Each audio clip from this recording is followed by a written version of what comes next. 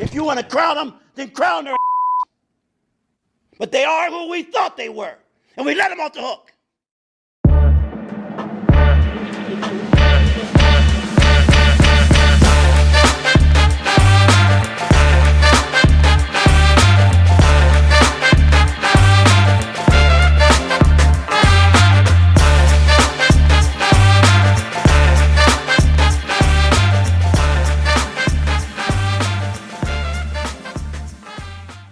Welcome back to your Valley Sports Plug Live. It's Tuesday, July 7th, 2026. I'm your host, Chris Patrick, and tonight we break down the USA men's national soccer team being eliminated from the World Cup tournament after just a little bit of controversy.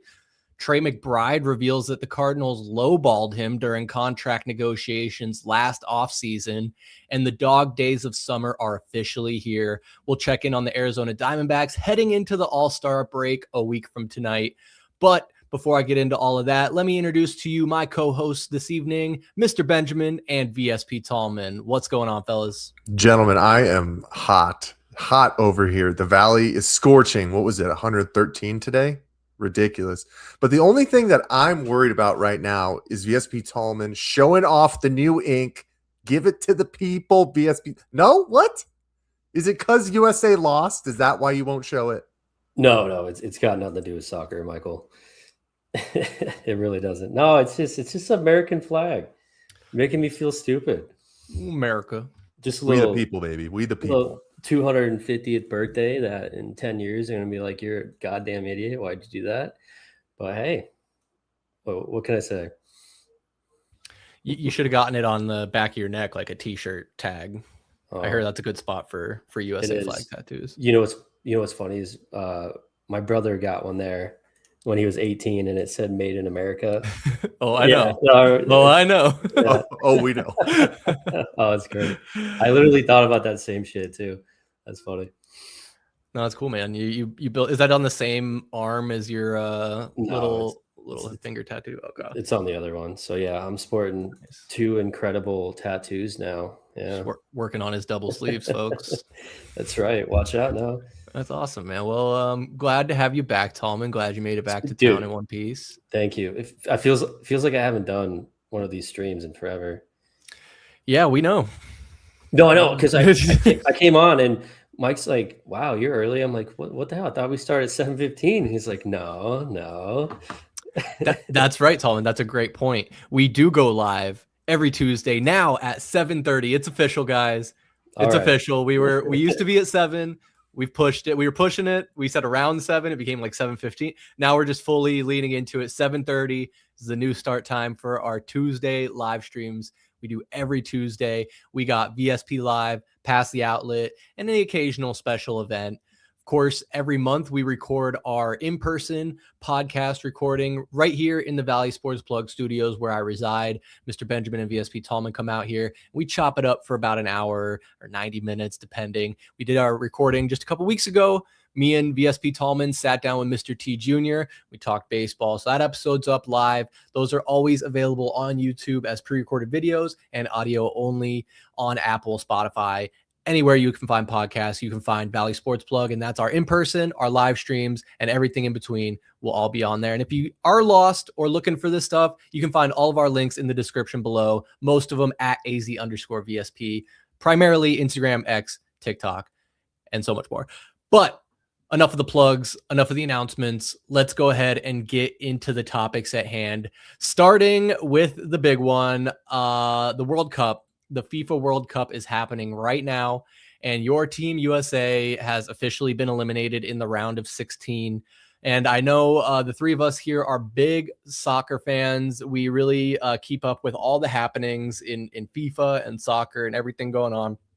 I believe, and maybe one of you guys know, I think this was like the 4th time in a row Team USA has been eliminated in the round of 16. And I don't know. I guess I'll ask you guys just right off the rip before we get into, everything that happened. What are your thoughts on the World Cup tournament and Team USA being eliminated once again?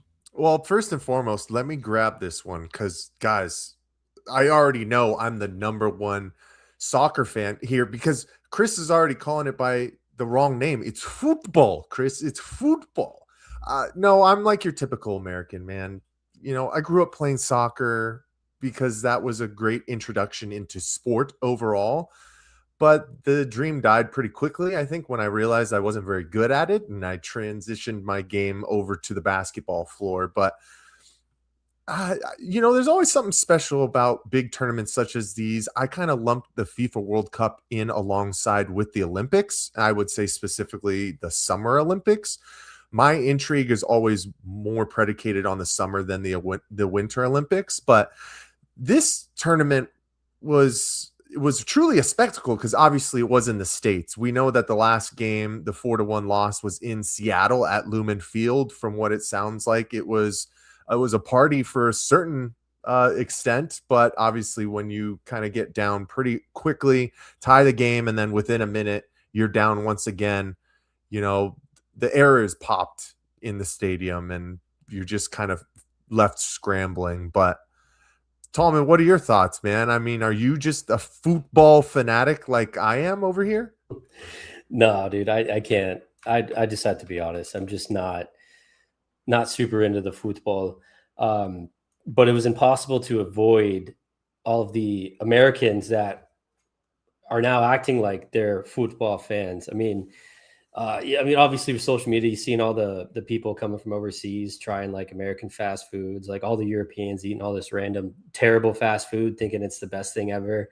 There was that kid on Twitter, I don't know if you followed, it was like that Freddy guy where he blew up overnight because he was just posting his random like trip to the US to all the World Cup games following Germany around. So, I mean, some of that stuff was kind of cool to see. And the crowds, I was a little surprised. I mean, you mentioned the atmosphere there at the Seahawks stadium. I mean, like there's a ton of American fans in there. So I love the patriotism, because I mean, you know, right? I mean, I'm right there with it, but I'm just kidding. But the soccer, it's hard. It's hard for me, and especially just with the lack of star power on this USA team. I mean, they tried to, you know, market that, was it, what's the Pulisic guy's name? Is it Chris Pulisic or Christian Pulisic? Yeah. Christian Pulisic. Yeah. So, I mean, he was supposed to be hot shit. I mean, he didn't even score a goal for the US in this tournament. But I was just shocked at, you know, looking at it betting wise, because you couldn't look at Twitter without people betting on the World Cup, which it's like, oh, what's the over under on the soccer game? 0.5, you know, like how do you even bet on this shit? But USA was favored on some sports books to win, and their World Cup ranking was like 17 or 18 or 19 against Belgium, who was top 10. They were ranked number 9 overall, and it just didn't seem like we even had a chance to win it yet. Everyone coming into it was giving us a chance, but I'm sorry. It didn't steal my heart like a lot of people are claiming it did for them. I don't know. And then you got to wait another 4 years. Like, what are we supposed to just turn around and love the MLS now? Like Major League Soccer is our thing all of a sudden? You know, I don't know. I'm not a hater. I promise. Yeah. I think in America, I want to say the soccer or the football is gaining popularity, gaining traction. I know here locally, we have the Phoenix Rising, and they've gotten, you know, Mike's wearing the hat. They've gotten a lot more popular over the last few years. So I think as the generations go on, there will be more of an appetite for it. But the truth is, like the major 4 sports really take precedent in the US when you think about football, basketball, baseball, and I guess hockey. Like even hockey does have a really big following. So if you're playing fifth fiddle, like that's hard. Whereas like in a lot of these countries that find success in the World Cup, soccer is the primary sport there. It's not to say they don't play other sports, but like every kid grows up playing soccer, and it's just different. And I mean, like, even if you consider some of the other stars, quote unquote, that were on this team or notable names, there's basically 2 that the casual fan know, and it's Christian Pulisic, because he was like the veteran on the team. He was like the Landon Donovan of this generation, where, you know, you stick around long enough and you find some level of success, you're going to have a name for yourself. But he was like not very useful, and even like often injured. Like he missed, I think, a whole game with injury, was away from the team for a period of time. And we'll get into the floor Balogun stuff, but he was like the big star on the team. But I mean, depends on, I guess, but he's not really even an American. Like he was born here out of circumstance. Like his parents were from the UK, happened to be vacationing here, and he was born in New York. And then the second after he was born, flew back to the UK and grew up there his whole life. Now, props to him for playing for the US men's team and helping us find the success we did. I think that's really cool. And I mean, it's nothing new. Like we see this stuff all the time. Like there's even people who have no ties to a country when the Olympics roll around that go and play for their national teams. So I have no problem with that aspect of it. And I think it was great to actually get some decent players on this team. And there was a lot of excitement. I think we had, from my understanding, a pretty favorable matchup in the group stage. They found the most success winning the first 2 games than any other team in U.S. men's national history had before. But what's funny is looking at like the brief history and just my on the spot research here. Yeah, we've never made it past the round of 16. And even in 2018, we didn't even qualify for the World Cup. And it was all the way back in 2014 in the round of 16. Guess who we lost to then? Fucking Belgium. So, I mean, history has a tendency to repeat itself. And as much as everyone wanted to think like this is the best U.S. men's team, I know there were, sports media pundits here locally saying, oh, they're just as good as any team. They could make it to the Final Four. They could win the whole thing. Last night proved that is just far from the truth. Like the team looked outmanned, outclassed, outskilled everything. And when you lose 4-1 in such an embarrassing fashion, that sucks. But when it comes to being patriotic and having love for this country, I certainly do. And I would root for Team USA if there was a world competition for watching paint dry or mowing a lawn. I would be rooting USA all the way. So I was just telling these guys, like every 4 years is as often as I care about soccer. And it's for that very reason. I want to see our country on the world stage, being competitive and winning. And it was fun while it lasted. But am I going to watch any more of the World Cup? Probably not. Even after Messi and Argentina just absolutely pull a rabbit out the hat against Egypt, the one thing that you do have to say about soccer, and guys, I'm in the same boat as you, right? I'm your typical American, right? My favorite sports are basketball and football, but the world truly does revolve around soccer. If you look at it, you can talk about, world numbers, amounts of fans. Worldatlas.com says that there are about 3.5 billion soccer fans in the world, where the majority of them come from Europe, Africa, Asia, and America. Second on that list is cricket. So the American sports are still lower down comparative to, sports that have been around for truly centuries, if you think about it at the end of the day. But this is impressive, man. And this is, I think, so positive that even with what happened with USA really kind of going down in a bundle of fire, if you truly want to think about it the way that game unfolded, 42 million Americans watched this game. That's truly impressive. And that means that they're building something and going in the right direction. I also do have to say, Chris, you brought up a good point. Is the talent tapped out for where this American team can truly go, matching up with the European juggernauts? I think that's where it finds the intrigue falling just a bit short in regard to the true overall landscape of favorite sports when it comes to America. Because I think I've heard something funny on Arizona Sports today, like LeBron James isn't going into the net anytime soon. Those high profile athletes are playing the American sports. So until we really get that true game changer, we're going to find ourselves kind of on the outside looking in consistently. They did great through group play. It was awesome to see. They were scoring in bunches. I think they were towards the top of the leaderboards in regard to scoring teams through group play. But when it counted most, they fall short against those European darlings. But Chris, can we talk about Folarin Balogun and his red card saga a little bit? Tallman, you've seen everything that went through this, right? Give us your first kind of reactions now. Obviously, the dust settled. Belgium trolled the U.S. a bunch as well. It doesn't matter. What are you thinking about it, man? it doesn't really matter at this point. I mean, I think the only reason it's becoming or was such a hot topic is because of, Donald Trump coming in, President Trump coming in, saying that he placed a phone call, and then what do you know? Next day they're pulling the red card, and I don't know, man. It's like with half the shit you read about it, it's like I don't know what's true, what's not true. And then I was trying to do some quick research. It's like, have they ever pulled one like that mid-tournament, revoked it? Because I mean, they suspended it for a year, so it seems like that's going to hold over this dude until he goes into the next World Cup if he plays again for the U.S. So it's not like it just goes away, but they decided to suspend it, and then ultimately it didn't even matter, right? Because we got our ass kicked by Belgium, but it's just a hot topic because of that one huge political figure being involved in sports. There's a lot of people mad about it. And I don't know. I just, because that was okay. So I told you guys earlier, I didn't watch a whole lot of the tournament. I did see this part of it.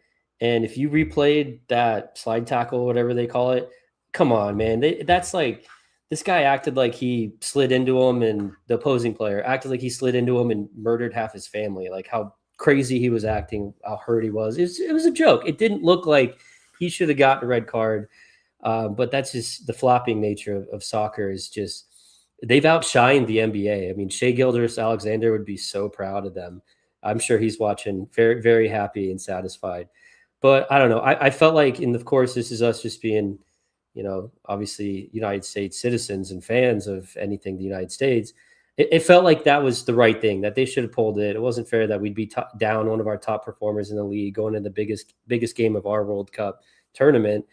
But at the end of the day, I think it's all just bull crap, and people just putting it out there trying to, shed light on, people that hate the president. Then you have people on the other side that like the president. It's just another way to divide this country. And as we're just trying to enjoy a tournament, a major sporting event, the largest sporting tournament in the entire world. That was my approach on it. I don't mean to take the political route, but I don't know. I thought it was ridiculous. No, it's fair though, because like Valley Sports Plug, we are very apolitical. We don't dive into politics. We don't share our opinions on politics, and it's like I don't want that to be the case. Like we enjoy sports and media and entertainment as a distraction from the real world and to escape for a little bit and have something in common with our neighbors and our friends and our family. And when it is infused into entertainment, I don't love it, but here we are. It's the reality we live in. Tom and I had a lot of similar feelings to you. I think it's ridiculous. Like initially, everyone who reacted to this said that should not have been a red card. He already missed half that game. A lot of people felt that was punishment enough. And then I think that FIFA did. It is worse than basketball. Like, and I think we only get a taste of it every like 4 years or whatever when we see this, but like, this is the norm for soccer. Like this is every single match you watch, but yeah, man, I mean, if he was in the game or not, like if they upheld the suspension, I don't think it wouldn't have mattered. Like we saw that they had just steamrolled us anyway. And he didn't make any difference in that game. If anything, like Bosnia just got to use it as bulletin board material. But I think what I was going to say is the one thing that really annoyed me is because this country has become so divided and people have so many strong feelings, everyone across the United States should have been cheering the fact that he got to play. But instead, because of how it happened, they were like, oh, I don't know. I don't like that very much. Oh, you don't like that a guy, the star player on your national team gets to play? You're not happy about that? Grow up. Like, honestly, grow up. It was great for America that he got to play. I'm glad he did. Ultimately, it didn't matter. And now here we are on Tuesday, less than 24 hours after the match ended, not giving a shit about soccer. So did it all really matter? No, it really didn't. But I'm ready to put this all behind us. Let's keep the controversies out of here. Well, at least as it pertains to soccer, because, with the Arizona Cardinals, Mike, we can never truly escape controversy. And it always seems to be something. Seems like Trey McBride has been making a bit of the podcast circuit, doing some interviews. And I think you guys know a little bit more than I do about this one. I think he was on Bussin' with the Boys. Is that Taylor Lewin? Taylor Lewan and yeah. Will. Oh God, what's his name? Will Compton. Right? Will Compton, who used to be with Barstool. Now I think they're their own entities. Now I think. Yeah, but so Trey McBride was on that podcast, and articles were flying off the shelves today that Trey McBride on that podcast revealed that the Cardinals lowballed him during the contract negotiations. It sounds like their initial offer was at about $12 million a year.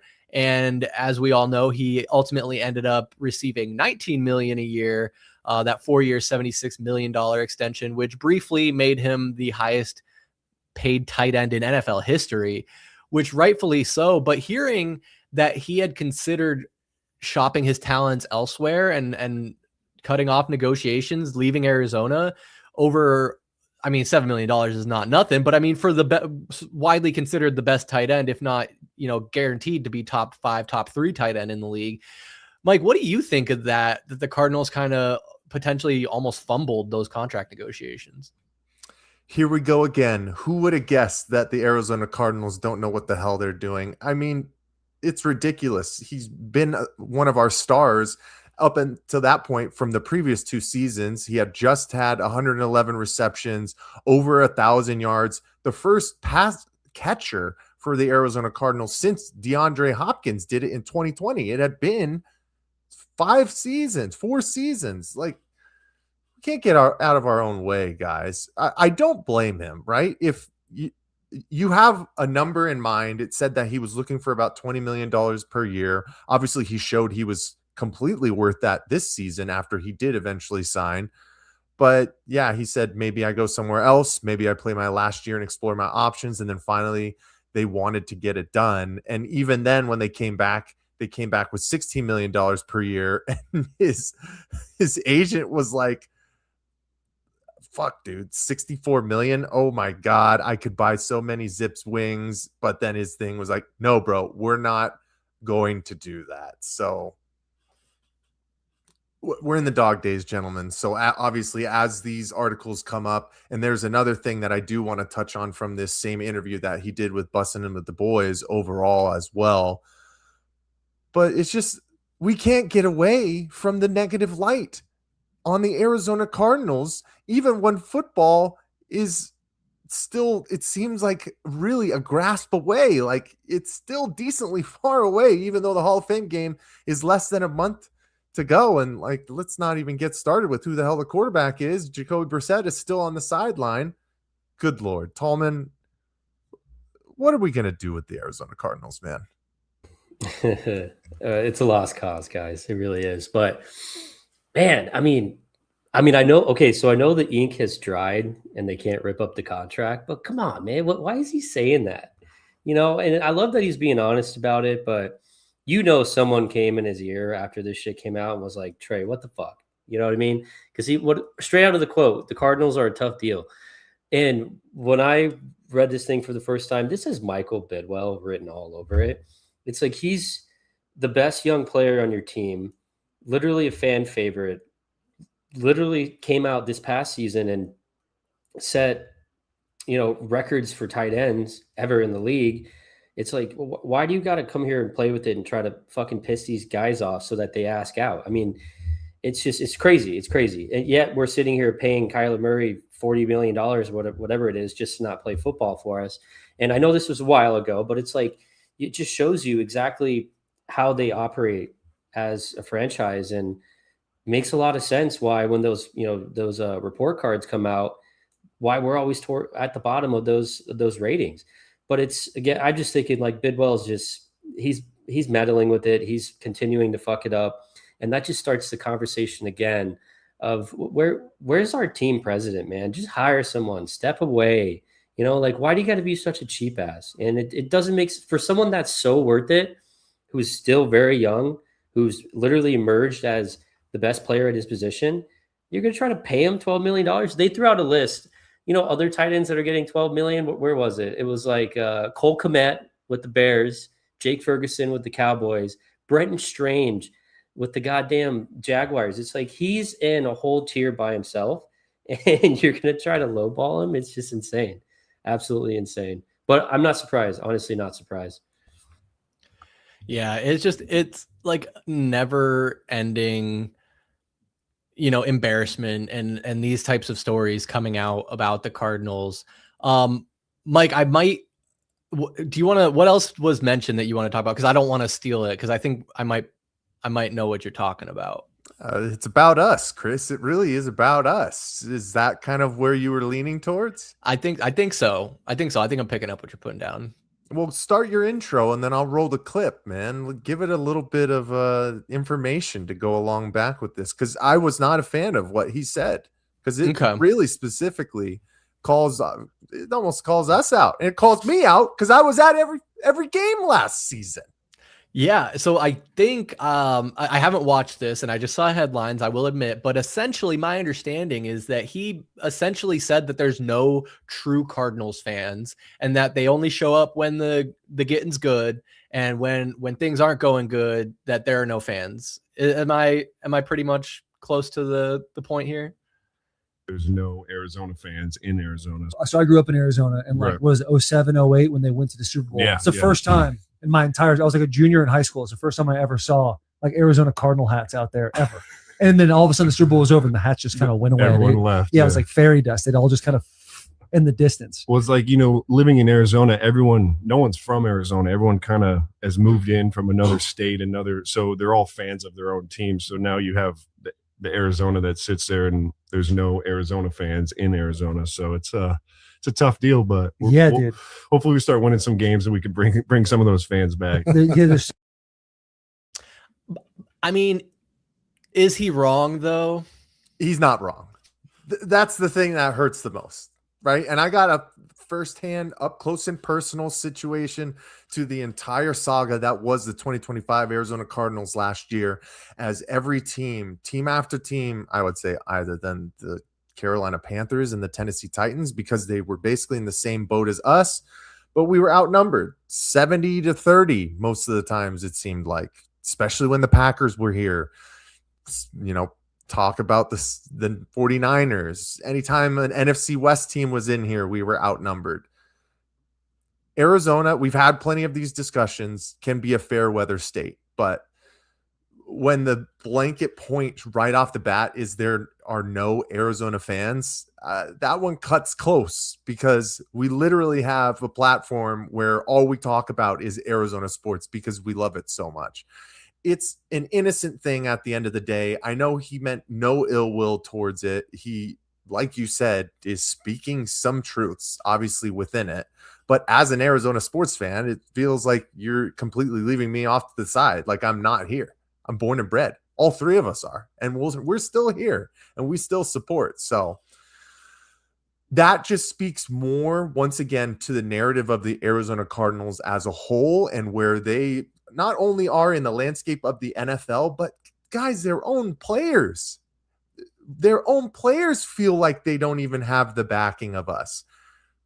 But when you don't show out and your trajectory is continuously on the roller coaster, and more often than not, you're not even hitting a peak to go down, people get tired, people get fed up, and you find yourself exactly where you are right now. But that's just me.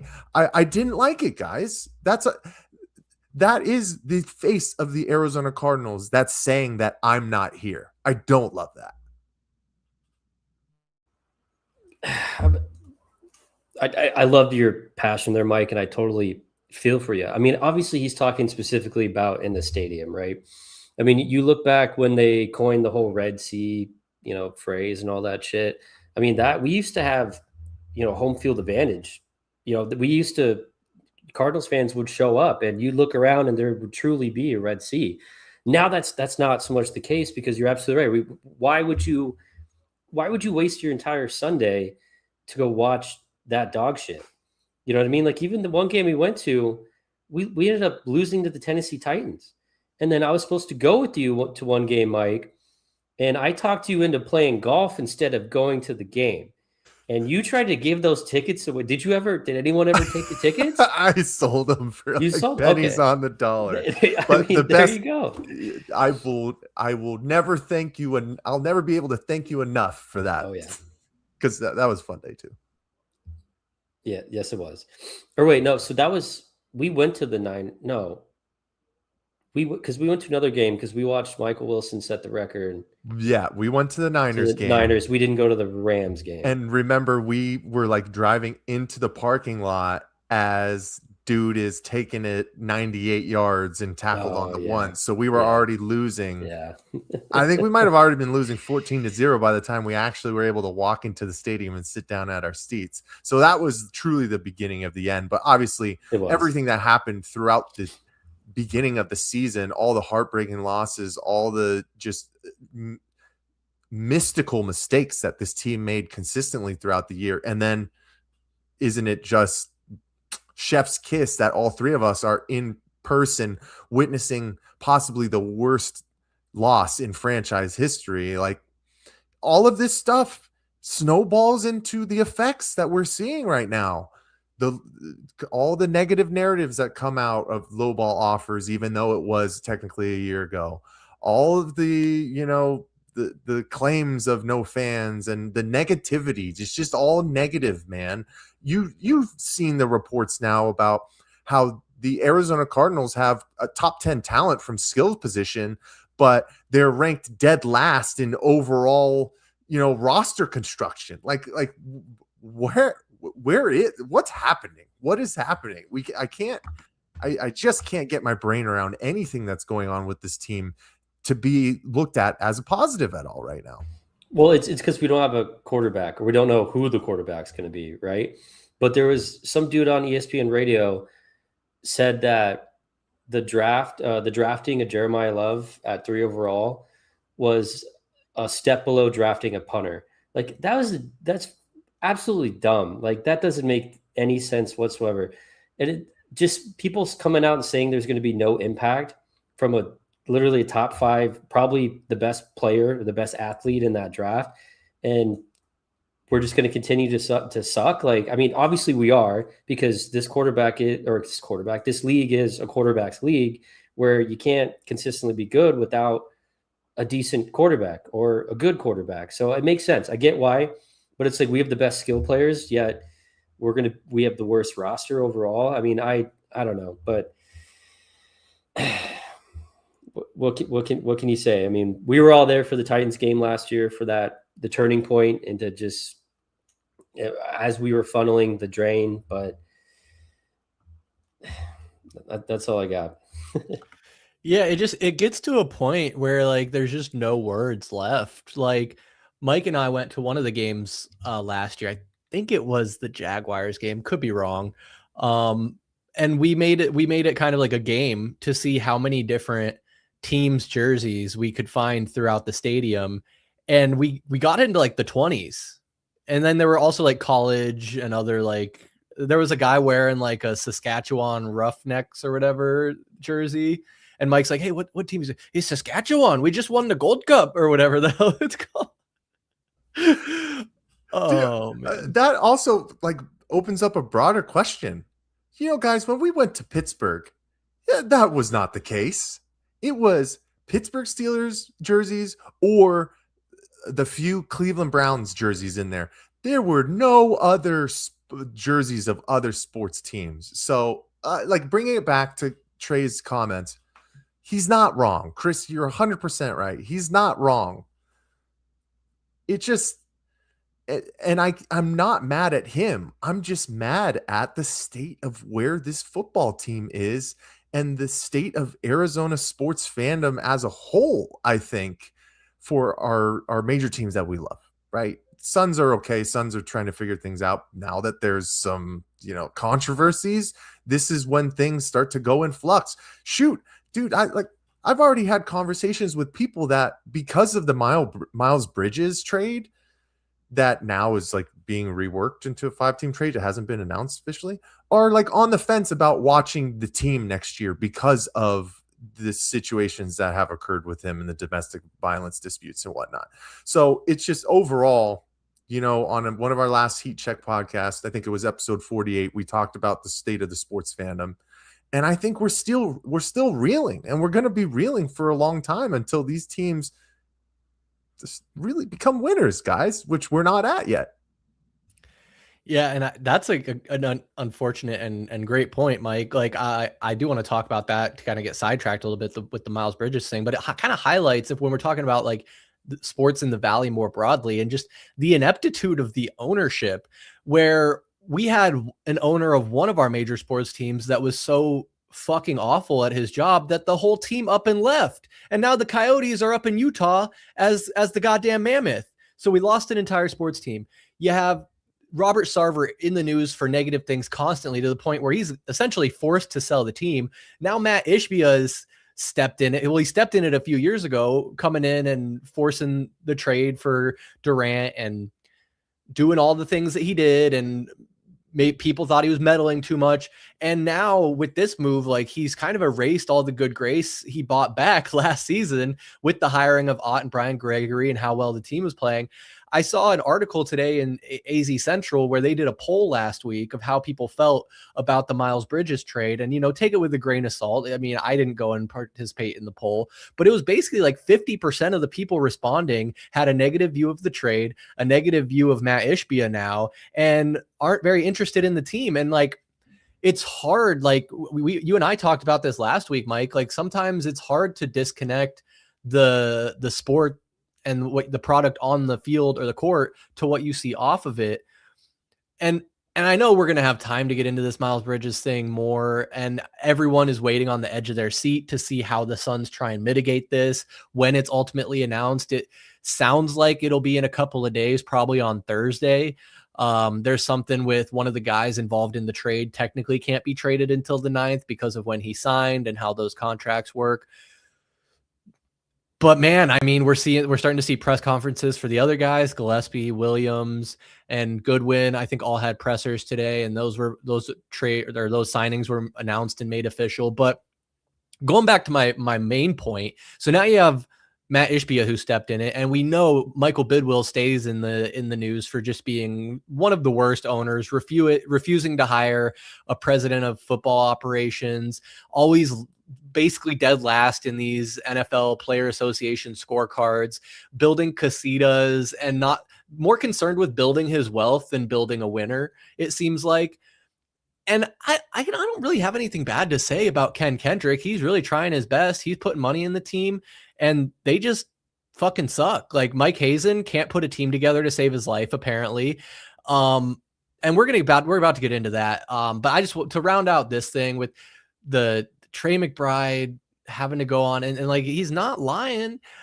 I don't think it's a uniquely Arizona problem, though. I think there are definitely other markets and other fan bases that have to deal with the same thing. And his solution to it is correct. His diagnosis is like, if your team's winning, the fans will show up. And unfortunately for Arizona, it's just a little bit more the case. It's a little more obvious that it's the case because we don't have enough people like us who are going to show up and continue to cheer for the team even through the dark days. And we're headed, and I guess even not, because we're going out and golfing instead of going to games. But I think I was hearing on the radio this morning that even if the team wins 10 games this year, if the Cardinals can somehow win 10 games this season, it'll still be the worst 5-year stretch in franchise history. Let that sink in. Do you guys have any last thoughts on this topic? Not even a little Just bit. Stunned silent. Yeah. I love that. I love that for us, Chris. Because get us on. Because the gag is, Mike, I don't know if anyone else knows this. There's no way in hell the Cardinals are winning 10 games this season. I have them, and we're going to do our predictions, I think, next month. But I don't have them winning more than 6. Tallman, give the quick prediction. What do you got? 1 in 16. No way, really? I'll be curious to know what that one is. I'm serious, man. Who's your starting quarterback week 1? Gardner Minshew. Do you think that they'll figure out anything with Jacoby, or they're just gonna cut him and say sayonara? So part of me thinks they're gonna figure it out, but what I want them to just cut him or swing a trade. I don't know, but yeah, I think it's Gardner, and then you got Beck probably week 7, week 8. Just the guys we need for when Marvin Harrison needs to have a breakout year 3. Bring it on, Chris. On to the next, man. Let's wrap it up. Yeah, I mean, I'm curious to see how that whole Jacoby Brissett saga plays out, because at this point I kind of hope they're just like, hey man, we're gonna suck. We don't need to pay you more money to put up a few stats and suck. You either go out here and you play and put up some numbers to try and get a contract from someone else next year, or see you later. I mean, I would just let him just take the fines. It's like make him play or make him lose a lot of money. It's like, it's up to you. Yeah, but why haven't we heard anything? I mean, I know that they're away for the summer or whatever, and they're not coming back until, training camp, but still, like, you would think this is kind of a big deal because we're getting close. We are getting close. I mean, it was 11 more Sundays until actual regular season football. I mean, that's closer than it sounds. I mean, like, yeah, 11 weeks, but like, dude, it's already July 7th, man. Where the hell is this year gone? Like, I don't know. Just think that would be something that's high on their priority list. And it's just crickets. Everything with this team is so secretive, and we're not allowed to know anything. And unless you're Trey McBride, you out there and say they lowballed you. Guys, the Hall of Fame game is literally in less than 30 days. It's on August 6th. And we still haven't named a starting quarterback. That's crazy. When does training camp officially start? It's in a couple of weeks, I imagine. It starts for the Cardinals earlier than anybody else because of that Hall of Fame game. If I'm not mistaken. 24th of July? Let's take a look. Yeah, let's see. Arizona Cardinals rookies and veterans on July 22nd. So guys, we're 2 weeks away. 2 weeks away. Crazy. But we go to the red and white practice. Dude, I'm not going. I'm sorry. Hell no. Okay, I'm not going. I was about to say, let me tell you an event that I will never be going to again. The Arizona Cardinals red-white practice. It is the biggest waste of time. The biggest waste of time. Now, when Chris and I went a few years back, we had just kind of restarted VSP and we're getting into the nitty-gritty. So we were excited. We were on the sideline doing like a deep dive and that kind of stuff. And then when me and Tallman went with his brother and his nephew last year, it was fun to go with those guys. And then we went to Pop Strokes. So that was fun, even though it was hot as hell. I can't describe to you how much of a droll it is to just sit there and watch them do walkthroughs. And also, I've been to plenty of red-white practices. I don't think I've seen like actual less plays run at a red-white practice than I did last year. They actually used to play like a half of football. Now everybody's too scared to get injured. They don't even do anything. It's worthless, man. It's worthless. Well, you remember, like, none of the guys were actually practicing. Our top receiver out there was fucking Zay Jones. Yeah. Remember that? Like, there was like none of the main starters even participating. Mike and Marv were in street clothes. James was in street clothes. Yeah. No, thank you. Guys, with that. I live 66 miles away from State Farm Stadium. There is no way in hell I'm going to spend 2.5 hours in my car to go watch the Cardinals have a shitty practice. Now, if they went and did it at the Arizona Athletic Grounds, I might consider it. Maybe. But no, I'm not going all the way out to Glendale for that. Absolutely not. But last thing I wanted to say, Tallman, and you kind of touched on it, but I wanted to just highlight it, is like, it's so like the Cardinals to be secretive with the Jacoby Brissett thing, because they're secretive about everything. We don't know shit about fuck when it comes to the Arizona Cardinals. Like, what's up with Walter Nolan? How's he doing? Nobody. He probably had his leg amputated and nobody fucking knows. Like, it's just absolutely ridiculous. So that's on the Cardinals side. But on the Jacoby Brissett side, I think the reason we're not hearing anything is because he's his own agent.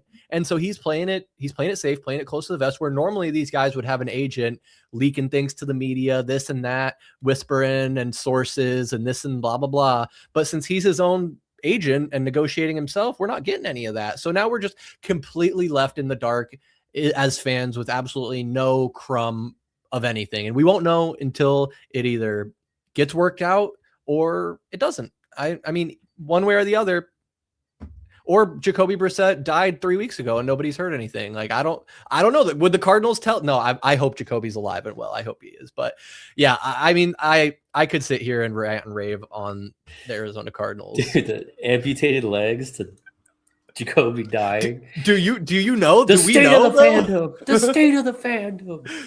From limbs to the morgue.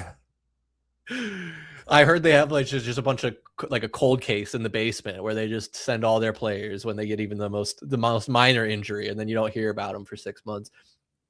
It's like a cryogenic chamber. No, guys, I could rant on the Cardinals all night, but I think I want to rant on the Diamondbacks a little bit. We said it at the top. It's the dog days. They're officially here. Once you hit 110 plus and you're past the 4th of July and your baseball team is at 500, it's the dog days. So, we're going to talk about the Arizona Diamondbacks. And I think there's no better place to start than with the game that's happening right now as we record this on Tuesday night at 8:25 p.m. And it is not going well. This was, a lot of people would consider this Zach Gallen's last chance, but I don't think that's the case. He kind of had a rough second inning, I think it was, first inning, gave up 4 runs in the first, but now we're here heading into the bottom of the 6th, and he hasn't given up another run. So maybe that's a silver lining. I'll be curious to see if he pitches here in the 6th. I guess we're about to find out. But before I toss it over to you guys, I do just want to share my thoughts on Zach Gallen and see if you guys feel the same way. I know a lot of fans are sick of it. They want him to be DFA'd or traded, although I doubt there's a trade market for the worst pitcher in the MLB. He's just on that 1-year contract. He deferred a lot of money. So fans say DFA him, give someone else a shot. I've seen enough, but they really, the organization and the team really likes Zach Gallen.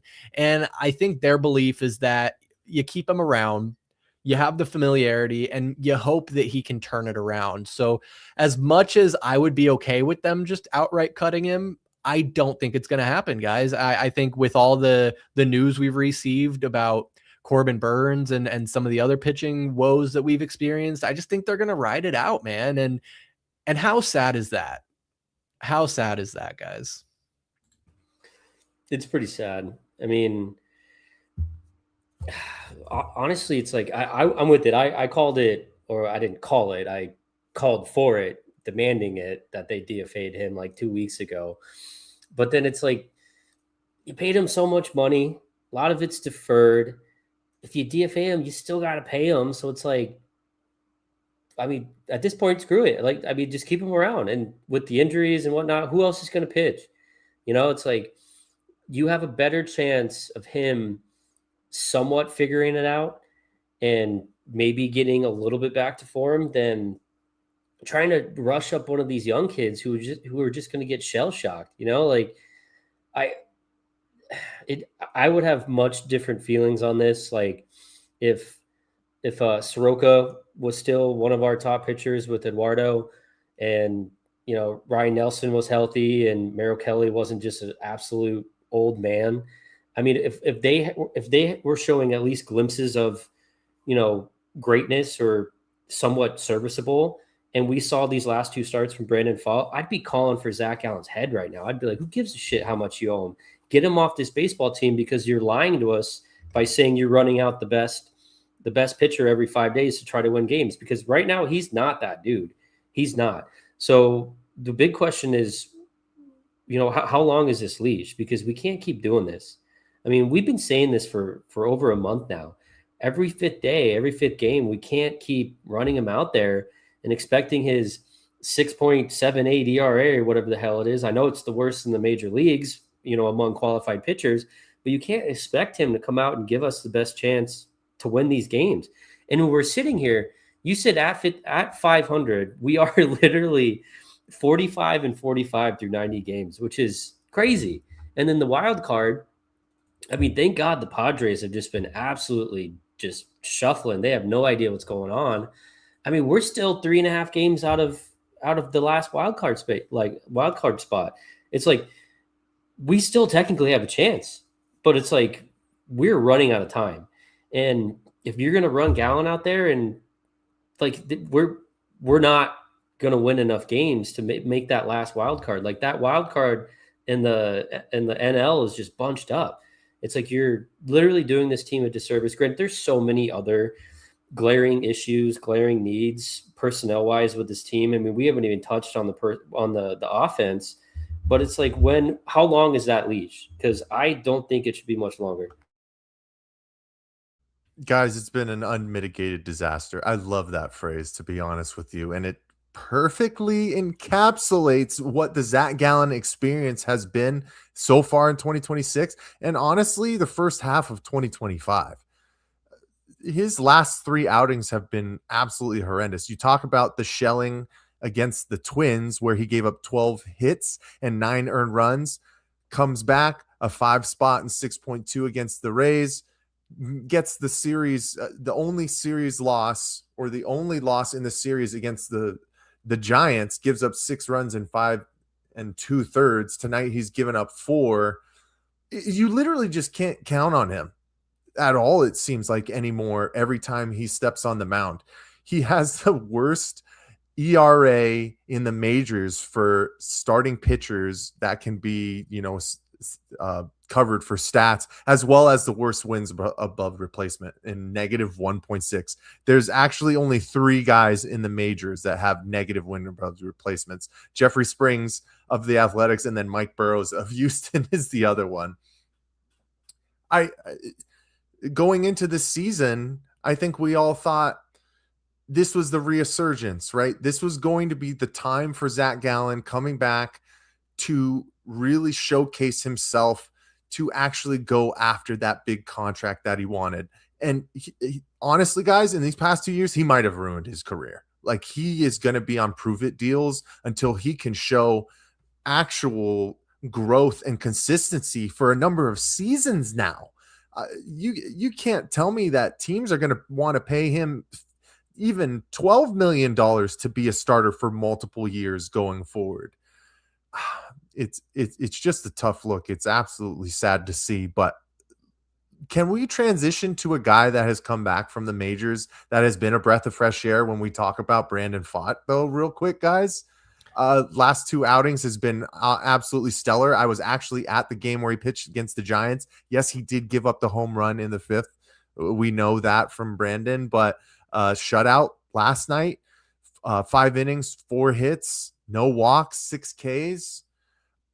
I know that they were talking about things about, was he tipping pitches or he's like kind of transitioning stuff. It's been awesome to see him come back here, man, and be what we need, especially as we're waiting for guys to come back like Ryan Nelson and Michael Soroka. But to go back, this will be my last point, as Zach Gallen. Tallman's right. I mean, there's really nothing that you can do. We're literally like stuck between a rock and a hard place. He has to pitch because we just don't have anybody left right now. Yeah, and I mean, hey, I'm glad that it worked for him in that start last night. Hopefully we can see continued success. Mike, you mentioned that it was believed that he may be tipping pitches. And I guess I was also hearing that he used to do like an over the head kind of stretch, whatever you call it.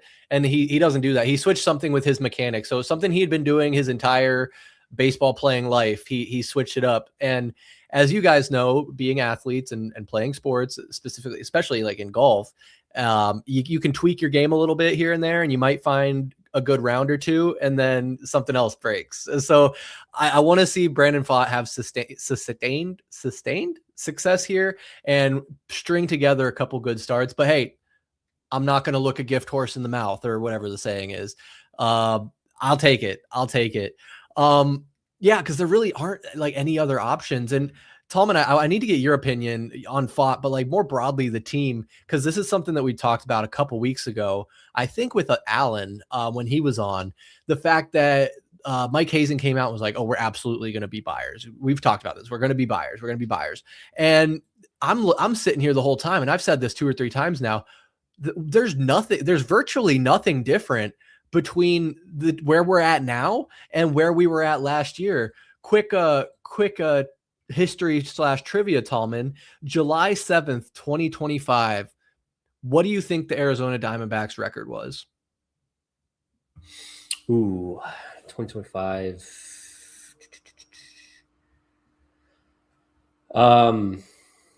They were 1 game over 500. Wrong. They were 1 game under 500. Damn, all right, it was either over or under. Which is the same exact record we're going to have after we lose tonight. Guys, fucking insanity, Tallman. What is insanity? Stop doing the same thing. They're doing the same thing. And fuck out of here with being buyers. There ain't shit you could go buy that's going to turn this team around. And maybe I'm just negative, and maybe I'm just pissed off at the current state of sports in the Valley, but I don't know, man. I don't care. Like, be buyers, be sellers. I don't care, because I hate to say it, I don't believe in this team anymore. Not this year. Am I going to stop being a fan? No. Am I going to stop rooting for them? Absolutely not. But you can only blow so much smoke up my ass before I give up. And Mike, I'm sorry. I know I'm swearing a lot tonight. I have a lot to get off my chest, but that's what we're here to do, right? That's what we're here to do. Hey, you don't have to apologize for anything. There's a beautiful button on whatever platforms these go onto that I click E, which means not for everyone. It means explicit. So do your thing, man. Do your thing. Tallman, go ahead. Tallman, go No, ahead. no. I was Keep just me going off to this, say, Mike. I was going to say, Mike, we're not supposed to curse. I feel like Nobody I'm always. said. I know. I said- feel nobody like I'm said that. always the first one that says a boo-boo word. Yeah, those are. You're slacking tonight. Those are rookie numbers, Tallman. You need to pick that up. You need Dude, to pick that shit up. I curse more than you for sure. Oh yeah, I barely curse. I let you guys Yeah. handle it. That's No, fine. We got PG Mike over here. Yeah. We He's like, gosh darn it, Zach Gallen. dang it, Trey. Why'd you say that on a podcast? Dagnabbit. Wait, so what were you saying, Chris? My thoughts on Brendan Pfaadt, and then just I just want to just where the team's at right now. I mean, just we're still like 4 weeks away from the trade deadline, so obviously a lot could change between now and then. Oh yeah, absolutely. So I mean, Brendan Pfaadt, it's a beautiful thing, right? That he came back. It's crazy how you send these young guys down who are so used to being in the majors, and they go, holy shit, I'm losing it, because the game will pass you by, because there's just so many players that are itching to get to the big show. So he's still in the spotlight, man. And this is exactly what we need. And you hope this type of approach to, hey, I suck, I need to figure it out. You hope that just kind of rubs off on some of these other dudes. I mean, yeah, we bash Zach Gallen because, of course, I mean, you look at his stats, he deserves to get bashed. But you would hope he'd be like, you know what, I'm gonna fucking figure it out. That one was for you, Mike. But I just think he's lost it, right? So we've already gone down that road. Enough about Zach Gallen. But like, you could say the same thing about Merrill Kelly, dude. It's like, he's not anything that I thought we bought when he came back, you know, in the offseason coming into this year. I mean, he's struggled mightily. You could even argue Ryan Nelson wasn't the same dude before he got hurt, which that came out of nowhere. And we've been relying on Eduardo Rodriguez, which is insane to say, but it's like, you love the young kid coming back because we had a lot of money devoted to him, and he's proven that he could do it on the biggest stage. So it's great to see. And man, that he got his sweeper back, dude. It was nasty last night. I was watching. He left the couple up high, which it was like, oh shit moment, but thankfully the hitter missed it. But the sweeper was looking nice, so good for him. The state of the team's crazy. So the trade deadline last year was I think it was July 31st or July 30th. So it's a little later this year. It's August 3rd. So, which is great for us, because on paper, if you looked a couple months ago and you looked at our schedule going to the All-Star break, you go, oh shit, we got to go Southern California for the week before the All-Star break, because we're here with the Padres. Thankfully, the Padres aren't who we thought they were. They got their own struggles. I mean, I think they've scored the least amount of runs in baseball, which is insane if you look at just some of the star power they have on that roster and just how much money they're paying for it too. But we got to deal with them in San Diego. Then we got to go up to LA to finish it off to go in. So it could just be a total. We could easily fall flat on our face going into the All-Star break. I mean, how it went tonight. I mean, tonight we started off the first inning. Because the Padres are doing a bullpen game tonight. I mean, we had the bases loaded within like the first 2 minutes. I mean, we couldn't even score. Okay, we scored. We couldn't even bat a run in. The only way we scored is they walked a run in. It was just unbelievable. So that missed opportunity, that's been kind of the epitome of this team right now. And we've heard it, the stats, the hitting with runners in scoring position. We've just been atrocious at it. And we've been one of the worst. worst teams in all of baseball. I don't have the stats. I don't care about the stats. I just know that we've been the worst. And it just showed it tonight, where it's like we had a chance to have an explosion right at the beginning of the game. And nope, we can only get the one run in with the walk. And then you turn around and Gallen just gets smashed. His first 15 pitches, it's just everything is getting smashed and smashed and smashed. And before you know it, it's 4-1. So the reason I complain about that is like we had an absolute shellacking of the Padres last night. And then it's just totally flipped here. And we could easily lose the next 2 games against them. And then we got to go to LA, and then we could easily get swept again by the Dodgers because we just have no answer for them. And then you're going into the All-Star break going, who gives a shit about when the trade deadline is? It's because there's no way we can be buyers. And I just have no faith in my body, and it hurts for me to say that because I was the optimistic out of the 3. I don't know what the hell I was smoking when I said this team's going to do something special, man. They're going to do something special. I have that feeling every night that we're going to lose, that we don't have a chance to win. And I just don't see a scenario where this team, where they are buyers. I just don't, because maybe after the All-Star break, I think we played the Cardinals. I mean, we just got our ass kicked by the Cardinals a couple weeks ago. And then I don't know who we play after that, but it's like, even then you have about 5-6 games where you got to figure out whether you're going to buy or you're going to sell, because you can't be sitting there holding the bag. Like, no, give us 3 more games. We're going to figure it out. Oh shit. No, we suck. Okay. Oh, you don't want to trade for my player because you already traded with this other dog shit team. So it's like, it's not going to be, just because it's August 3rd. It's like, we're going to have a couple games, but it's like, this team needs to sell. They need to figure it out sooner rather than later. Because again, we don't want to be sitting there with Nolan Arenado when we could have just tipped him off for another prospect, right? It's like, I don't even know who else we would sell on this team. Who would want any of these offensive position players? I have no idea. Apologize, I was really long-winded, but it's not. I don't feel good about this team. There's no scenario that I feel good about this team. I don't feel good about the offense. I don't feel good about the starting pitching unless it's Erod. I don't even feel good about the bullpen anymore. It's sad. It's depressing. No, Tallman, I feel the exact same way. And I imagine there's a lot of Diamondbacks fans that do. I shared with you guys that it was a couple weeks, probably, I don't even know, 3 weeks ago at this point. I went to 2 games in 1 week. It was the Tuesday before Father's Day and Father's Day. And both of those games were embarrassing losses for different reasons. One of them was a complete drubbing. I left in like the 6th inning. I didn't even care. It was a Tuesday night. It was late. My wife was tired. Regardless, the Father's Day game, we were actually winning for a good majority of the time, and then just gave it away. And I get it. That's baseball to a certain extent. You're going to win some, you're going to lose some, but it's just so demoralizing. Like seeing the runners left on base, seeing the terrible pitching performances, like our inability to get a hit in any type of crucial situation.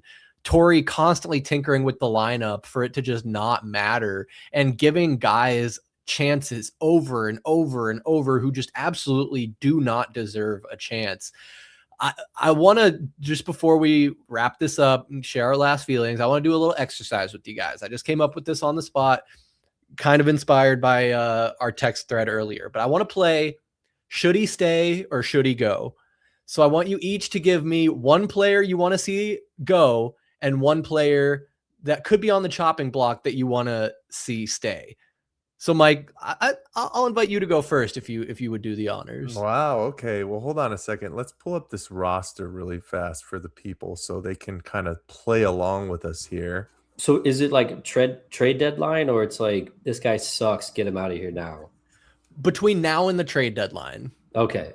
I'll put that caveat on it. So if you want Zach Gallen DFA'd tomorrow, perfect. If you want Jordan Lawler to be traded at the deadline, sure. Is Jordan Lawler's gone again, right? Because he's hurt again, he's right? Hurt, with the hamstring injury. Dude, yeah. Yes. Always something with him. Goodness gracious, man. Yeah, I mean, I look at this team and I just think, wow, we are truly mediocre. And then what's our record? 500, right on the dot. About to be what? 498 after tonight, unless they have a miracle here. I don't want to go the easy route and say I want Zach Gallen DFA'd just because I kind of want to be a little bit realistic here, you don't have many options as a starting pitcher right now unless you make a trade. And I don't think he has a market at all. And you're not really going to be able to get back really a serviceable guy if you were to be buyers, unless you're giving back like pieces, some of your young guys, unless for some reason Geraldo Perdomo was on the block or something like that. You know, I feel like everybody else is going to be sneeze aways. Please, you guys are more of the baseball heads than I am. Correct me if I'm wrong when it is your time frame. But if I'm looking at outfielders that I want gone and I'm just like, let's give the keys to some other guys, I think I'm ready for the Lourdes Gurriel Jr.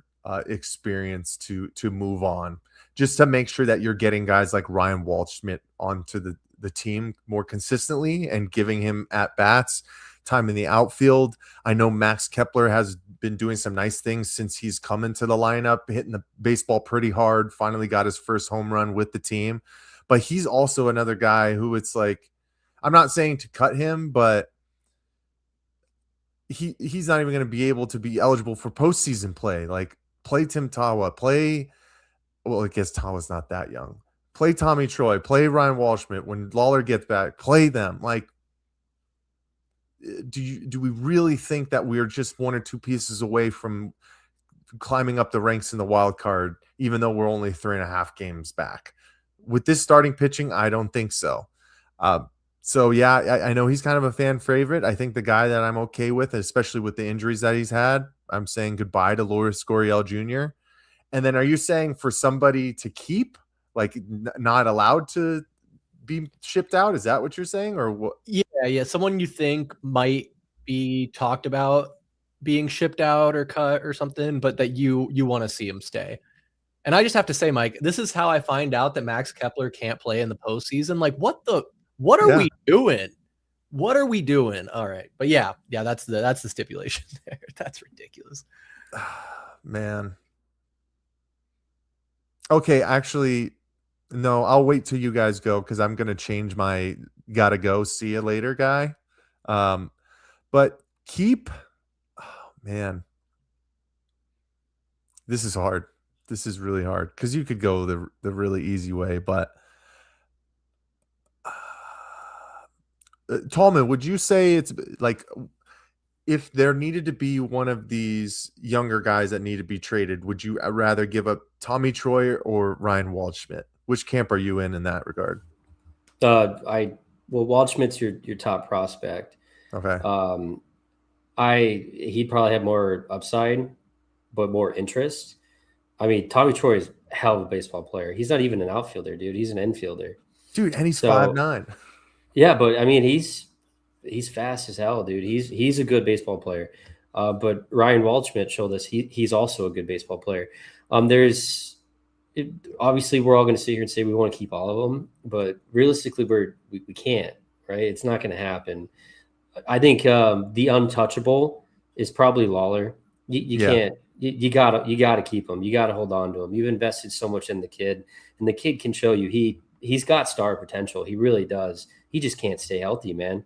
And the hamstring sucks. That's whatever he's doing. That's something on the coaching staff. But he was gone most of the season because he broke his wrist. Like, that's just shitty luck. You know, that's not on him or how he prepares or anything. He broke his wrist. So I don't know. I mean, honestly, either they're very comparable. I think at this point, Tommy Troy has had, more runway. I think at this point, I don't know. I'd be okay with either of them going, honestly. I mean, I haven't fallen in love yet with either of them. So I think either one goes. I'd probably pick Troy. I do like Waldschmidt's upside, though. Okay. And I appreciate the breakdown. But for what I said in regard to Lourdes Gurriel Jr., it's okay to go. Tommy Troy, you need to stay because you're going to have to play left field most of the time if Max Kepler is not filling in as well. So that's just kind of like pick for pick, player for player, position for position if you want to go that route. But like I said, my overall true guy that it's time to go, I'll let you guys have the floor first, and then we'll see if he's one of the guys that you pick. I imagine he is, but I can't believe I forgot about him. Keep your little secrets. We'll get back to you. All right, Tallman. The segment is, should he stay or should he go? Who are your picks? Yeah, so who I really want to stay, which I don't really have a fear that they're going to get rid of him, but it's the lefty, the only lefty we have in our bullpen, Brandon Garcia. That kid, dude, he's been pretty damn good. He's got some good shit. I think he part of the Naylor trade. I think he was one of the dudes we traded to the Mariners, but he's going to be a main part of this bullpen. What's a damn shame though, is if you look at a lot of the guys that we have in our bullpen, if we do end up being sellers, we're probably going to sell a lot of those guys. So it's going to be Taylor Clark. I bet you we try to spin Ginkel, Thompson, or Loizica. No one's going to touch Paul Sewald with the 10-foot pole at this point, I think. But he had a case, though, to be a guy that would have to go at the deadline. But I like your take on being realistic with it, Mike, because Lourdes is a good candidate for someone that you could spin off because he's a power right-handed bat. He's someone that can DH, so. But I don't know. I don't know what his contract's like, though. So you got to who's got to stay is Brandon Garcia. I got two that got to go. Pavin Smith's got to get the fuck out of Phoenix. I'm sorry. I mean, I was joking with Mike earlier. It's like he's given all of us redheads a bad name, dude. He really is. Like, it's just an absolute joke. He just can't. He's a professional hitter. He can't play baseball anymore. He can't. So he's got to go. If we really are not in contention, I mean, Nolan Arenado proved that he's got gas left in the tank, and I bet you there's going to be some interested teams. So if you're selling, sell Nolan too, because someone's going to buy him. I mean, you're doing a disservice to your team's future if you're just going to hold on to him. So I don't want him to go like Pavin, but from a smart baseball, whatever bullshit decision, he'd probably be a prime seller. Yeah, I mean, you guys have laid out the case, so I'll make my selections pretty quick here. I agree. My number one and like the reason that I even wanted to discuss this, and because Pavin Smith needed to be cut last month, like he probably shouldn't have even been on the team this season. He is terrible. He is absolutely terrible. But to pick someone different, this will come as no shock to you guys. Jorge Barosa. Also get him off the team. Dude is virtually useless. He also can't hit for shit. And he's a little guy. I think he's even smaller than Tommy Troy. I don't hate him because he's a little guy. I mean, to all the short kings out there, like, no disrespect, but just no production. Pavin Smith, Jorge Barosa, no production. So to be different from Tallman, I'll say Jorge Barosa needs to go. That dude needs to go. Make room for these young guys to come up and get some play time. Because at the end of the day, that's all we're going to be able to take away from this season is getting these young guys some playing time. So let's clean it out. Let's make some space for them. Yeah. Sorry, Chris. I'm sorry. You're good. Go ahead. No, go ahead. No, so Barosa, he's kind of young. 25 is kind of young for baseball, right? But it's like he's literally like the same player as Alec Thomas. Like, he's got great defense and speed, but he can't hit a fucking baseball. It's like they're literally the exact same player. Sorry.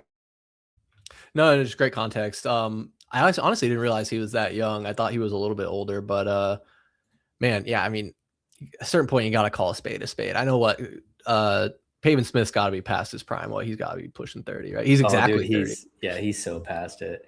But it's like he's so bad offensive. It's like, so is Vargas. Like, so he's the other guy that's been playing first. It's like no matter which way you go with first base, it's like you're going to get no production offensively from it. Like, that's our number one problem. So I get why he's still playing and why he hasn't been cut, because the Tyler Locklear kid, he's still hurt, which is like, what, did he have his leg amputated, or did he have it amputated like Walter Nolan? Like, what is happening to that kid? And then we DFA Carlos Santana. It's like, at what point do you just stick Arenado there? It's like, I know he's got pride, but it's like, just stick him at first, man, and put Troy at third or Lawler at third when he gets back. It's like, I don't know. It's just, it seems like they love this. Tory's infatuation with Pavin Smith is just, it's disgusting, and it's just mind boggling, honestly. Tallman, you don't love Lou James Groover at the first base? He's not a natural first baseman, man. I don't know. It's like, and we were playing Jose Fernandez there. It's like, we can't, I don't know. The amount of young kids playing out of position for us in the major leagues is crazy. Like, it really is. It really is. But it shows how great athletes they are. I mean, I'm shocked, but it's like, I think Groover was, I don't know. I'm not going to act like I know. I know he did not play first base. I know that. I think I want to say he's listed as a third baseman on like our prospect thing. Dude, everyone's like, a fucking prospects. Third base or shortstop on our prospect list. Yeah. I'm serious. It's crazy. Yeah, no, we have a lot of infield talent. But one guy that I think should stay is actually, like, Mike, I'll answer the question you asked Tallman. I think it's Tommy Troy. I like, out of the limited sample size, I like the hustle. I like the passion. He's cranked one over the fence. I don't think Ryan Waldschmidt's managed that yet. Now, hitting one home run isn't exactly the barometer for a great baseball player. But I do think they should keep the young guys at all costs. An interesting, as we're having this discussion, something I just thought about, I haven't heard this mentioned anywhere, so maybe I'm just a complete dumbass, and you guys can let me know. But I could see there being a case for shopping Eduardo Rodriguez. He is having a great year. He's 33 years old. Third year, I think, into his contract. This is the best year we've gotten out of him. The first two, we paid him $20 million to be very mediocre. He still has another full year of team control plus a mutual option for the year after that. So I feel like a team contending that needs some starting pitching could offer a pretty decent haul of talent. What would you guys think of the potential of trading Rodriguez to build to be good a year or two from now, instead of trying to compete this year and maybe squeak into a wild card spot? So what are your expectations in regard to what you would get back, though? You would need, I would need a left-handed starter, a left-handed batter, and I guess draft picks don't really mean much, but I'd probably want at least 3 pretty highly rated prospects. Does he garner that much capital, though? As what you said, he's 33. I don't know. It's so hard, right? Because the first 2 years of Eduardo, we were like, oh, this is what we paid for. Nice. Swing and a miss once again. And now, I mean, he's an all-star for a reason. He's had a hell of a season. But I feel like moving him out of the starting lineup, if you truly want to contend like next year, you can't move off of him, because you're going to have to make decisions with Zach Gallen. You might have to make decisions with Merrill Kelly next year as well, even though you signed him to the 2-year deal. Like, if you're going to have to rebuild 4 of the 5 pieces in that starting rotation and you still don't know what you're going to get from Corbin Burns, I don't know if I'm ready to play that much like risk it for the biscuit type of mentality. There's a reason our big guy has retired and gone off into the sunset. We don't have that mentality. We don't have that mentality in the Valley anymore. I wouldn't want to trade him, just because I also would like to fake like we might be able to get a wild card this year. If you trade him, you're going to end up 15 games under 500, if not worse. And I think that's it. Like, it would basically have to be Hazen flipping and being like, all right, we're actually not going to be buyers or trying to contend. We're just going to fire sale, sell everything. Because you're right. If you sell Rodriguez, and even if you get even 2 good prospects or even 1 great prospect, you're signaling that this season's over, because that's your best starting pitcher and one of your only 2 all-stars. I'm pretty sure we didn't even talk about that, but I'm pretty sure our all-stars are Eduardo Rodriguez and Corbin Carroll, in a year when we thought we could have 3, 4, maybe even 5. But hey, props to those guys. But yeah, that aside, I will go back to my point. Pavin Smith and Jorge Barrosa can go. Tommy Troy, please stay. Mike, what you got, man? You guys know who I changed my pick to, right? It was before you even said it. It's the man who's hitting 155. It's Pavin Smith. It's time to go. 7 years is enough. I mean, 4 years, 4 seasons was enough. Good Lord. These coaches and their favorite players, dude, they just drag them along until they're dead dogs or fish shot dead in the water. It's ridiculous. This guy has been on the freaking cutting room floor for so long. But it's so crazy. How many of these guys are we talking about? Like, well, we can't do anything because we literally don't have anybody else. We're playing all these guys out of position because everybody else is hurt. Like, it's the same old song and dance year after year. I can't believe we haven't figured this out yet. Yeah, it's outrageous. And the fact that we all three said Pavin Smith and pretty much everybody in the local media and on the social media are saying the same thing. Why is Pavin Smith still on this team? Why is he still getting ran out there in the starting lineup when he is virtually useless? He does not add value to this team in any way unless he's just the best locker room guy and he is everybody's best friend and he just lifts all the spirits and he gives the best speeches that anybody's ever heard, but it hasn't been said, hasn't been reported. There's honestly been no reason I've heard as to why you would keep Pavin Smith. So we're just left here guessing. But thank you guys. That was a fun little exercise. And in a little less than 4 weeks, we'll see who stays and who goes and what the Arizona Diamondbacks do leading up to the trade deadline. I think it's going to be interesting, and I'll leave it at that. But fellas, we're coming up on 90 minutes here. Let's wrap this one up and get out of here. I'll give you each the floor, as always, one last time to share your last thoughts. And Tallman, we've kept you in the dark for a little bit, so I'll let you go first tonight, man. What are your last thoughts? No, I love being in the dark as long as I'm with you guys. That's all that matters. No, yeah. So I don't know.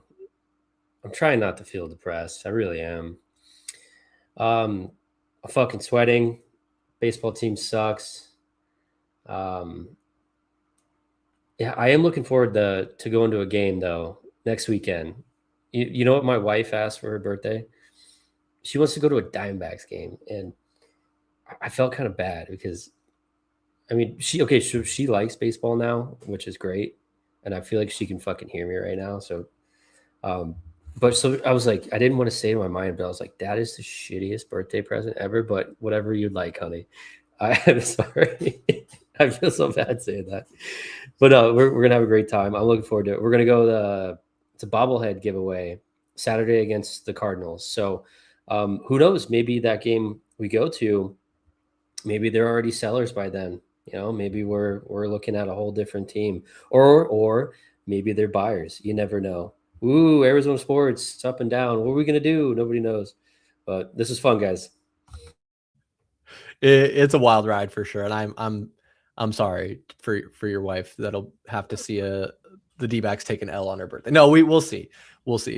That got me. Mike, the floor is yours if you are able. Whoa, it's up and down, it's up and down. Dude, if I got Brianna baseball tickets as a birthday present, she might give me the ring back. Even if the Diamondbacks were good, that's how much she hates baseball, dude. Gentlemen, the dog days are here. We're gonna have to get creative on some of these streams. We're gonna have to do some lists. We're gonna have to do some Mount Rushmores, especially as, my goodness, July is gonna drag along here. I feel like waiting for what the hell the Diamondbacks are gonna do, but I wouldn't want to do it with anybody else. I appreciate you guys. Chris, lead us home, man.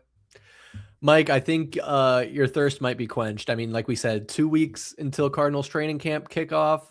We'll have the Hall of Fame game coming up right around the corner. I'm sure there's going to be some stuff to talk about leading up to that. I believe I saw at some point there's going to be a joint practice with Green Bay and our old friend Jonathan Gannon. Almost forgot his name. It's been so long. There's some intrigue. There'll be some stories. What I'm mostly looking forward to the rest of this week is the trade becoming official for Miles Bridges, and not necessarily the trade itself, but the press conference. I need to see what the leadership has to say and how they're going to mitigate this, because they've had about a week now. a little over a week. I'm not 100% sure, but they've had their time. They've had their PR guys. They've had their lawyers, everybody. They're prepared. They're going to have prepared statements. So I don't really give a shit about the prepared statement. I want to see how they answer the questions from the media in the room. And I hope that somebody has the balls to ask Miles Bridges these questions to his face, because a lot of fans are going to be swayed one way or the other, myself included. I mean, obviously, I'm still going to be following this team and keeping up with them. But right now, my view of the Phoenix Suns management is diminished. I honestly do, because you're basically saying you prioritize the game more than you do the culture and the integrity, honestly, in my opinion. And maybe that's harsh. You know, a lot of people talk about separating the art from the artist.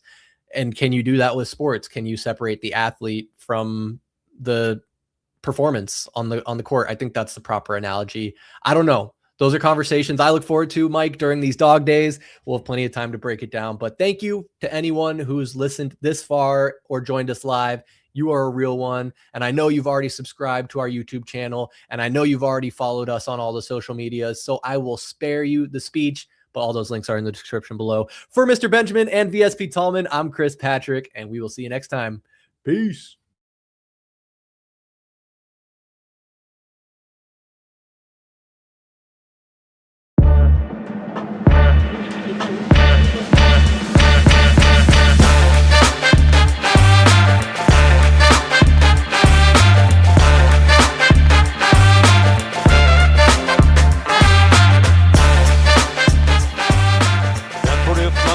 Things up here, and for one last time, this is Al McCoy saying thanks for being there, thanks for being with us tonight, and from the Footprint Center here in downtown Phoenix, we'll just say so long for now.